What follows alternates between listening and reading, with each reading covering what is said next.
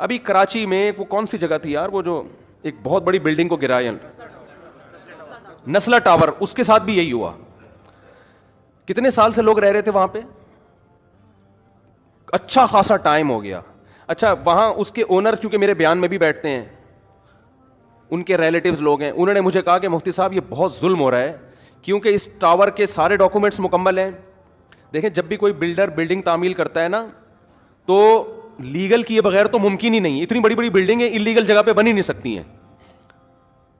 آپ کا قانون اتنا پیچیدہ ہے کہ آپ نے ایک بلڈنگ بنا دی, 15 20 30 سال سے لوگ رہ رہے ہیں, کسی بھی سرفرے کا موڈ اٹھتا ہے نا وہ کوئی نہ کوئی کاغذ نکال کے لا کے کیس کر دیتا ہے. تو اس بلڈر کا یہ کہنا تھا کہ ہم اس کو گرا رہے ہیں ٹھیک ہے, لیکن ہمیں عدالت یہ بتائے کہ آئندہ ہم نے بلڈنگ بنانے کے لیے پرمیشن کس سے لینی ہے. سمجھ میں آ رہی ہے بات؟ ایک آفیسر نے سائن کر دیے, وہ اس کا ٹرانسفر ہو گیا, دوسرا کہتا ہے میں نہیں مانتا اس کو. آپ کا نظام اتنا گندا, اتنا پلید, اتنا غلیظ نظام ہے.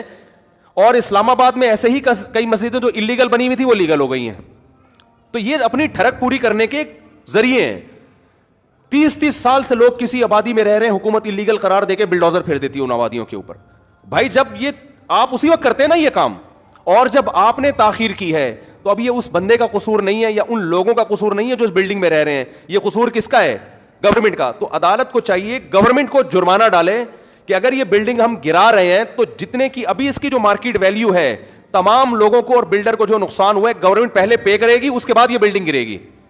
میں پہلے پے کرنے کا اس لیے کہہ رہا ہوں کہ کوئی بھروسہ نہیں, عدالت کہتے ہیں ہاں بھائی یہ گورنمنٹ پے کرے گی, تو گورنمنٹ سے نکلوانا کسی کے باپ میں بھی دم نہیں ہے کہ گورنمنٹ سے ایک دھیلا نکلوا دے وہ.